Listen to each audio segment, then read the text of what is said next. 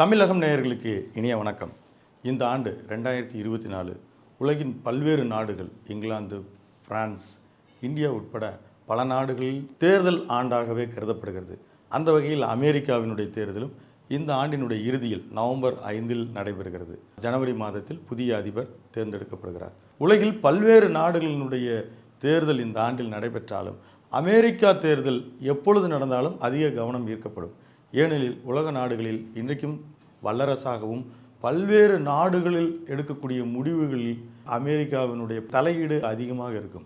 இன்றைக்கு மொனோபொலி என்கின்ற வகையில் ஒரு முற்றுரிமையாளராக பல்வேறு வணிக சந்தையில் உட்பட முடிவுகள் எடுக்கக்கூடிய இடத்தில் அமெரிக்கா இருந்து வருவது நம் அனைவருக்கும் தெரியும். அமெரிக்காவில் தற்பொழுது நடைபெறக்கூடிய இந்த தேர்தலில் உலகம் முழுவதும் கவனம் பெற்றாலும் இந்தியர்கள் அதிகமாக கவனிக்க தொடங்கியிருக்கிறார்கள். அதற்கு காரணம் தற்பொழுது துணை அதிபராக இருக்கக்கூடிய கமலா ஹாரிஸ் அவருடைய தாய் வழி வகையில் இந்தியாவைச் சேர்ந்தவர், தந்தை வழியில் ஆப்பிரிக்கர். அவர் ஜனாதிபதி ஆவாரா, அதற்கு வாய்ப்பு இருக்கிறதா என்று பார்ப்பதுதான் இந்த செய்தி தொகுப்பு.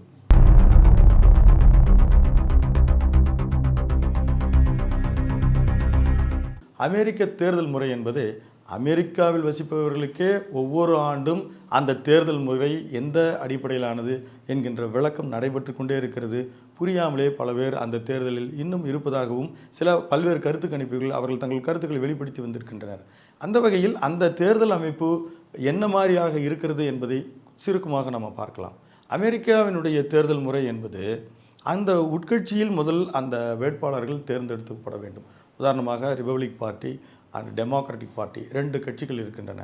இந்த 2 கட்சிகளிலும் அதனுடைய வேட்பாளர்கள் அவங்க உட்கட்சியில் ஒரு 5000, இங்கே நம்ம ஊரில் கட்சிகள் இருக்கக்கூடிய ஒரு செயற்குழு பொதுக்குழு என எடுத்துக்கொண்டால் அதை ஒவ்வொரு மாகாணமாக சென்று அந்த கட்சியில் அவர்கள் அதிகாரப்பூர்வ வேட்பாளராக ஆக்கப்பட வேண்டும். அந்த அடிப்படையில் டொனால்டு ட்ரம்ப் அங்கே அதிபராகவும் 2 முறை தான் இருக்க முடியும். அவர் போட்டி போட்டு கடந்த முறை தோற்றுவிட்டார் என்பது வேறு விஷயம். ஒரு முறை அவர் அதிபராக இருந்திருக்கிறார். 2016 நடைபெற்ற அந்த தேர்தலிலும் டொனால்டு ட்ரம்ப் அவர்கள் முன்னாள் அதிபர் பில் கிளின்டனுடைய மனைவி ஹிலாரி கிளின்டனை நேர் எதிராக நின்று அவர் தேர்தலில் போட்டி வேட்பாளராக எதிர்கொள்ள நேரிட்டது. தற்பொழுதும் அவருக்கு ஒரு வாய்ப்பாக, அது அவருக்கு அதிர்ஷ்டமா துரதிர்ஷ்டமா என்பது தேர்தல் முடிவுகள் சொல்லும். இந்த முறையும் அவருக்கு நேர் எதிராக அவர் டெமோக்ராட்டிக் பார்ட்டியில் காலகட்டாயத்தில் முதலில் ஜோ பைடன் அவர்கள் அதிபர் வேட்பாளராக 50 மாகாணங்களிலும் இருக்கக்கூடிய டெமோக்ராட்டிக் பார்ட்டியில், ஜனநாயக கட்சி என்று சொல்லலாம், அந்த டெமோக்ராட்டிக் பார்ட்டியில் அவர் அதிகாரப்பூர்வ வேட்பாளராக, ஜனாதிபதி வேட்பாளராக அவர் தெரிவு செய்யப்பட்டார். அவருக்கு வயது 81, டொனால்டு ட்ரம்ப் அவர்களுக்கு 78. ஆனால் அவரை இவர் முதியவர் என்று சொல்லக்கூடிய நிலையில் இப்பொழுது தேர்தல் களம் வந்திருக்கிறது. அவர் வயது ஒரு பொருட்டல்ல. கடந்த முறை அவர் போட்டியிடும் போதும் அமெரிக்க தேர்தல் வரலாற்றில் 180 ஆண்டுகள் ஒரு ஜனநாயக முறையிலான தேர்தல் அமைப்பை கொண்டிருக்கிற நாடு அமெரிக்கா.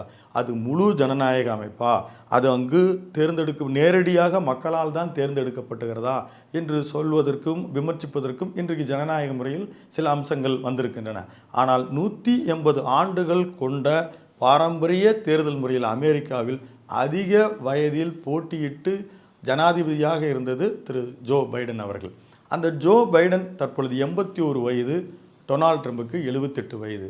அவர் முதியவர் என்கின்ற வகையில் அல்லாமல் அவர் மீது ஒரு 2 குற்றச்சாட்டுகள் உண்டு. ஒன்று, மிக நிதானமானவர். அதுவே அவருக்கு கடந்த காலத்தில் ஒரு கூடுதல் பயனாக இருந்திருக்கிறது. தற்பொழுது போர் மூலக்கூடிய பல இடங்களில் அவர் விரைந்து முடிவெடுக்கவில்லை என்கின்ற குற்றச்சாட்டு அவர் இருக்கிறது. ஆனால் இந்த வயோதிகத்தில் பொறுத்த மட்டிலும் அவருக்கு சில தடுமாற்றங்கள் இருந்தது உண்மை. முன்னாள் அதிபர்கள், குறிப்பாக ரஷ்ய அதிபரை பற்றி குறிப்பிடும் பொழுதும் அதே மாதிரி பலருடைய பெயரை குறிப்பிடும்போது அவருக்கு சில தடுமாற்றங்கள் இருந்தது. குறிப்பாக டொனால்டு ட்ரம்பினுடைய ஒரு விவாதம், அங்கு நேரடியாக வேட்பாளர்கள், அதுவும் ஜனாதிபதி வேட்பாளராக இருக்கக்கூடியவர்கள் பல ஆண்டுகளாக ஒரே மேடையில் ஒரே தருணத்தில் பல்வேறு டிவி நிகழ்ச்சிகளிலும் பல்வேறு மேடை நிகழ்ச்சிகளிலும் ஒன்றாக தோன்றி மக்களிடம் தங்களுடைய கருத்துக்களை வைக்கிற வழக்கம் இருக்கிறது. அந்த இடத்தில் அவர் சில தடுமாற்றங்களை செய்தார். அதனால் அந்த டெமோக்ராட்டிக் பார்ட்டியினுடைய முன்னாள் அதிபர் பராக் ஒபாமா உட்பட பலரும் வெளிப்படையாக அவர் சில தடுமாற்றங்கள் மேற்கொள்கிறார். எனவே அவர் ஜனாதிபதி வேட்பாளரிலிருந்து விலக வேண்டும் என்கின்ற ஒரு கோரிக்கை எழுந்தது.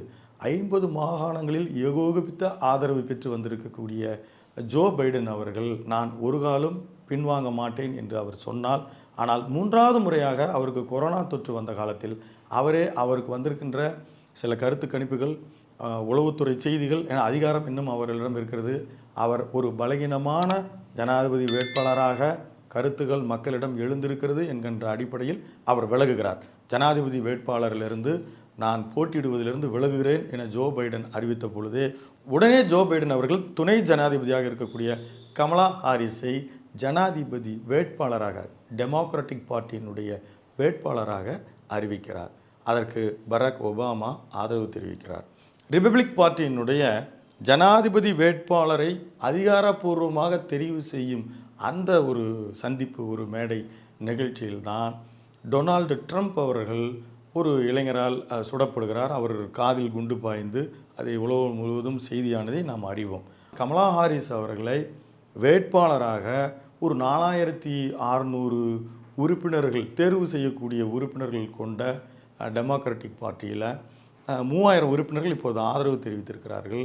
அதே போல் பல மில்லியன் டாலர்கள் அங்கே நன்கொடை வருவதை பொறுத்து தான் ஒருவருடைய ஆதரவு நிலையத்தை, ஏன்னா வெளிப்படையாக அந்த நன்கொடையை ஒரு ஜனாதிபதி வேட்பாளராக அறிவிக்கப்பட்டவுடன் அதை அவர்கள் வசூலிப்பார்கள். ஜோ பைடனுக்கு அவருடைய ஜனாதிபதி வேட்பாளராக தடுமாற்றங்கள்லாம் உணர்ந்த பிறகு அவர் வரக்கூடிய நன்கொடைகள் குறைய தொடங்கியது. கமலா ஹாரிஸினுடைய பெயர் முன்மொழிந்த உடனேயே அவருக்கான வரக்கூடிய நன்கொடை பல மில்லியன்கள் ஓரிரு நாட்களிலேயே வரத் தொடங்கியது. இந்த வகையில் இங்கு ஒரு குறிப்பிட வேண்டிய விஷயம், இந்தியர்கள் மகிழ்ச்சி அடைகிறார்கள். இந்தியர்கள் மகிழ்ச்சி அடைவது, அவர் தாய் வழியில் கமலா ஹாரிஸ் அவர்கள் இந்தியாவைச் சேர்ந்தவர், அதிலும் குறிப்பாக தமிழகத்தைச் சேர்ந்தவர், மன்னார்குடி அருகில் அவருடைய தாயாரினுடைய பூர்வீகம் இருப்பதாக இங்கே இருக்கிற மக்கள் மகிழ்ச்சி அடைந்து வரவேற்கிறார்கள். ஆனால் நீங்கள் அங்கு நடக்கக்கூடிய பிரச்சாரத்தை பார்க்க போனால் கமலா ஹாரிஸ் ஒருபொழுதும் தான் இந்திய வம்சாவளியைச் சேர்ந்தவர் என்று அவர் அறிவித்து கொண்டதே கிடையாது. அவர் பெரும்பாலும் ஒரு அமெரிக்க ஆப்பிரிக்க, இன்னும் சொல்லப்போனால் பெரும்பான்மையான மக்கள், ஒரு 30% மேலாக வெள்ளையர்கள் அல்லாதவர்கள், கருப்பின மக்களுக்கான ஒரு ஆதரவு தளம் இயங்கி கொண்டிருக்கிறது. இதில் மிக கடுமையாக டொனால்டு ட்ரம்ப் அவர்கள் இந்த கருப்பினத்திற்கு எதிரான ஒரு பிரச்சாரத்தை கடுமையாக கடந்த காலத்திலும் சரி இப்பொழுதும் பேசி வருகிறார்.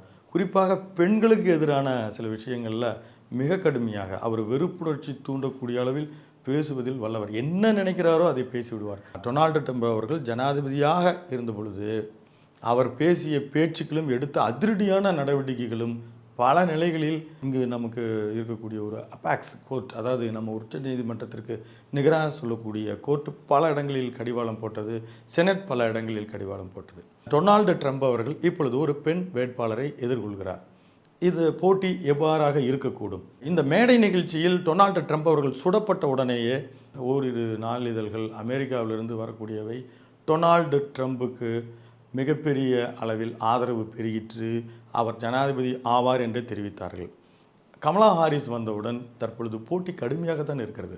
மக்கள் விரும்பக்கூடிய அளவில், அதாவது இந்திய மக்கள் விரும்பக்கூடிய அளவிலோ அல்லது அங்குமே அமெரிக்க மக்கள் ஒரு பெண் ஆப்பிரிக்க அமெரிக்கர் என்கின்ற வகையில் அவர்கள் செய்யக்கூடிய ஒரு ஆதரவு அவருக்கு வெற்றி வாய்ப்பை தருமா? ஸோ இந்த அடிப்படையில் நாளிதழ்களில் வரக்கூடிய மக்களினுடைய ஒரு ஆதரவு தளத்தின் அடிப்படையில் கமலா ஹாரிஸ் அவர்கள் ஜனாதிபதி ஆவாரா?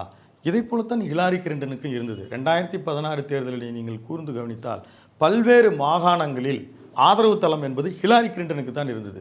இன்னும் சொல்ல போனால் ஒரு 20 லட்சம் வாக்குகள் மொத்தமாக அங்கு எலக்ட்ரல் காலேஜ் என்று ஒன்று இருக்கிறது. அதில் 538 உறுப்பினர்கள் பல்வேறு மாகாணங்களுக்கு பிரித்து அளிக்கப்பட்டிருக்கிறதில் டொனால்டு ட்ரம்ப் அவர்கள் 304 வாக்குகளை பெற்று அவர் ஜனாதிபதி ஆனார். ஹிலாரி கிளின்டன் அவர்கள் 277 வாக்குகள் பெற்று அடுத்த நிலையை அடைந்தார். ஆனால் வாக்குகளின் அடிப்படையில் அது கோடிக்கணக்கான வாக்குகள் பெறுவதில் 20 லட்சம் வாக்குகள் ஹிலாரி கிளின்டனுக்கு தான் அதிகமாக இருந்தது. அமெரிக்க தேர்தல் வரலாற்றில் இதுபோன்று 4 முறை நடந்திருக்கிறது. ஜார்ஜ் டபிள்யூ புஷ் அவர்களுக்கு கூட அவர் வாக்கு சதவீதம் என்பது அல்கோரை விட பெற்ற வாக்குகள் குறைவு, ஆனால் அவர் அதிபரானார். இது போன்ற குழப்பங்கள் ஏன் என்று அமெரிக்க மக்களுக்கு மிக அதிகமாகவே இருந்திருக்கிறது. அங்கு என்ன தேர்தல் முறை, அந்த எலக்ட்ரல் காலேஜ் என்பது என்ன என்பதை பற்றி ஒரு சின்ன சுருக்கம். நம்ம இந்திய ஜனாதிபதி தேர்தல் என்பது இங்கு எம்எல்ஏக்கள், எம்பிக்கள், ராஜ்சபா, லோக்சபா அனைவரும் சேர்ந்து தேர்ந்தெடுப்பவர். அந்த அடிப்படையில் சில ஆயிரம் பேர்கள் இருந்தாலும் ஒவ்வொரு மாநிலத்திற்கு இருக்கக்கூடிய மக்கள் தொகை அடிப்படையில் அந்த வாக்குகளுக்கு 5000 10,000 என்ற மதிப்பு வழங்கப்படும். இது ஒரு உதாரணத்துக்கு சொல்கிறேன். ஆனால் நம்முடைய கான்ஸ்டியூஷன் பிரகாரம் இங்கே அதிக அதிகாரம் பெற்றவர் பிரதமர் தான். இது ஒரு தனி கதை. ஆனால் ஒரு ஒப்பீட்டு அளவில் ஒரு ஜனாதிபதியை தேர்ந்தெடுப்பது என்கின்ற முறை இங்கே இருக்கக்கூடிய எம்பி எம்எல்ஏ எல்லோரும் சேர்ந்து தேர்ந்தெடுக்கிறார்கள். வாக்கு உன்னுடைய மதிப்பு பல லட்சங்களாக கணக்கிடப்படும். அதை போலவே ஒரு எலக்ட்ரல் காலேஜ் என்பது ஒரு ரெப்ரசன்டேட்டிவ்ஸ் கிடையாது, அது ஓட்டிங் பவர். அது அங்கே இருக்கக்கூடிய மாகாணங்களில், அங்கே இருக்கக்கூடிய 50 மாகாணங்களில் ஒரு சில மாகாணங்கள், குறிப்பாக கலிஃபோர்னியா மாகாணத்திற்கு அங்கே இருக்கக்கூடிய எலக்ட்ரல் காலேஜ் பவர், ஒரு ஓட்டிங்காக நான் சொல்கிறேன், எலக்ட்ரல் காலேஜினுடைய பவர் அதிக வாக்குகளை சில மாகாணங்களும் குறைவான வாக்குகளும் சில மாகாணங்கள் பெற்றிருக்கும். கலிஃபோர்னியா என்கின்றது ஒரு பெரிய மக்கள் தொகை கொண்டிருக்கிற ஒரு மாகாணம். அங்கு 54 வாக்குகள் ஒரு ஓட்டிங் பவர். அதை வாக்கு என்பது அங்கு ரெப்ரசன்டேட்டிவ்ஸ் எதுவும் கிடையாது, ஓட்டிங் பவர், ஓட்டிங் வேல்யூ ஒரு 54 ஓட்டுகள் கிடைக்கும். அதே போல் தெற்கு டக்கோட்டா மற்றும் வடக்கு டக்கோட்டாவில் 3 வாக்குகள் உண்டு. அதே போல் 7 மாநிலங்கள் 3 வாக்குகள் தான் அவர்களுக்கு, 3 எலக்ட்ரல் காலேஜ் பவர் தான் இருக்கிறது. இந்த அடிப்படையில் 538 எலக்ட்ரல் பவர்ஸை அவர்கள் பிரிக்க நேரிடுகிறது. கலிஃபோர்னியாவை எடுத்துக்கொள்வோம். இதில் 54 அந்த ஓட்டிங் பவர் எப்படி வருகிறது? உதாரணத்திற்கு இங்கே டொனால்டு ட்ரம்ப்பும் தற்பொழுது கமலா ஹாரிஸ் வேட்பாளராக தேர்ந்தெடுப்பதற்கு அவருக்கு நிறைய வாய்ப்பு இருக்கிறது. இருவரும் மோதுகிறார் என்று கொள்வோம். மொத்தமே அமெரிக்காவினுடைய மக்கள் தொகை என்பது சுமார் 34 கோடி. அதில் கலிஃபோர்னியாவினுடைய மக்கள் தொகை ஒரு 2 கோடி என்று வைத்துக்கொள்வோம். அதில் கமலா ஹாரிஸுக்கு 1 கோடி ஓட்டு விழுவுது, டொனால்டு ட்ரம்புக்கு 1 கோடி ஓட்டு விழுகிறதால் ஒரு ஓட்டு அதிகமாக கமலா ஹாரிஸ் பெறுகிறார் என்றால் அந்த 54 எலக்ட்ரல் காலேஜ் கமலா ஹாரிஸுக்கு சென்றுவிடும்.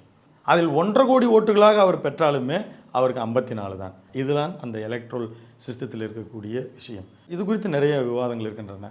அதிலும் குறிப்பாக அங்கே இருக்கக்கூடிய ஜனநாயக எழுத்தாளர்களே இன்றும் அதை மறுசீரமைப்பு செய்ய வேண்டும். ஏனென்றால் கருப்பின மக்கள்களாம் நேரடியாக தேர்தலில் பங்கேற்க முடியாததற்கு தான் இந்த சிஸ்டம் இருப்பதாக பேச்சு இருக்கிறது. அது அவர்களுடைய ஒரு கான்ஸ்டியூஷன் அமைப்பு. ஆனால் இங்கே இருக்கக்கூடிய எலக்ட்ரல் பவர் என்ன என்பதற்கு தான் இந்த செய்தி. இந்த அடிப்படையில் கடந்த முறை ஹிலாரி கிளின்டனை, குறைந்த அளவு வாக்கு வித்தியாசத்தில் ஹிலாரி கிளின்டனை அவர் வெற்றி பெற்று அதிகப்படியான எலக்ட்ரல் பவர் மூலமாக ஜனாதிபதியானார். அதே போன்ற நிகழ்வு கமலா ஹாரிஸுக்கும் கூட நிகழக்கூடும். ஏனெனில் அவர் தாய் வழியாக இந்திய வம்சாவளியைச் சேர்ந்தவர், அவர் தந்தை வழியாக ஆப்பிரிக்க வம்சாவளியைச் சேர்ந்தவர், அவர் மனம் புரிந்ததன் வழியாக அமெரிக்கா பெண் என்கின்ற ஒரு தோற்றத்தை அவர் பயன்படுத்தி கொண்டு தான் வருகிறார். அங்கே ஆப்பிரிக்கா அமெரிக்கன் என்பவர்களுக்கு ஒரு தனியான ஒரு கவனமும் அதற்கான வாக்கு வங்கியும் இருக்கிறது. அதே போலவே பல்வேறு நாடுகளிலிருந்து குடியேற்றம் செய்தவர்கள், 14 ஆண்டுகள் அமெரிக்காவில் வசித்து வாக்குரிமை பெற்றவர்களுக்கும் கமலா ஹாரிஸின் மீது ஒரு நன்மதிப்பு உண்டு.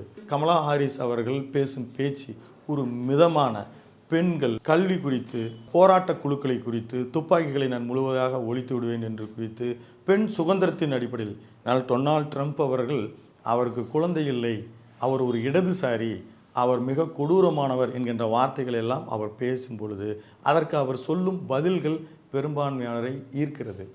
And it is my great honor to have Joe Biden's endorsement in this race.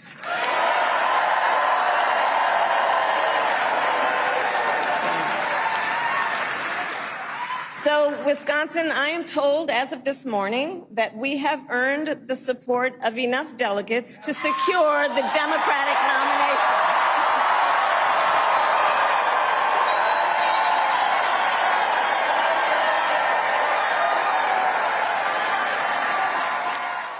கருகலைப்பு குறித்து கூட அவர் விடுத்த செய்தி என்பது அது பெண் சுதந்திரத்திற்கு உரியது. ஒரு பெண் தன் கருவை சுமப்பது, திருமணம் செய்து கொள்வது, பிள்ளை பெறுவது எல்லாம் அந்த பெண்ணினுடைய தனிப்பட்ட உரிமை என்கின்ற வகையில் அவர் பேசியது. ஏன்னால் அமெரிக்காவில் இது போன்ற ஒரு டாபிக், இந்த ஒவ்வொரு தலைப்பின் கீழும் அதிபர்கள் என்ன விதமான கருத்துக்கள் கொண்டிருக்கிறார்கள் என்று மக்கள் கவனிப்பார்கள்.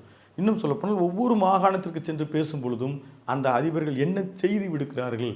ஏன்னால் இங்கு போல் அல்ல, அங்கு தலைவர்களை மிக அதிகமாக அங்கே இருக்கக்கூடிய குடிமக்கள் எந்த விதமான வகையில் அவர்கள் வாழ்க்கை வாழ்ந்தாலும் தங்களை ஆளும் ஜனாதிபதி அவர் எந்த வகையில் அவர் நடந்து கொள்கிறார் என்று கவனித்து கருத்து சொல்லும் வல்லமை கொண்டவர்கள், ஆர்வமுடையவர்கள் அமெரிக்கர்கள்.